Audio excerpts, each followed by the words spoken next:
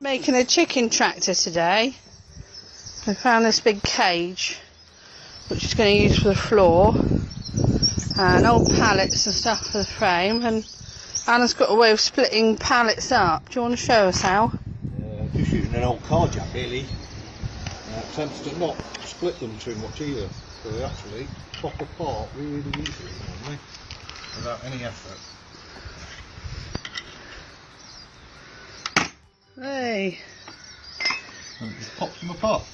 And there you go. Nice. All the other methods you've found, they just split, don't they? Tend to split, and you lose loads of bits of pallet. But this way, it doesn't always work. Sometimes they split still anyway. But this way, it's a bit fiddly, isn't it? Sometimes getting in that gap. yeah, sometimes a little bit. There you go. Nice pieces of pallet wood. Without any breaking. And without breaking yourself either. Oh, and it's nice and easy.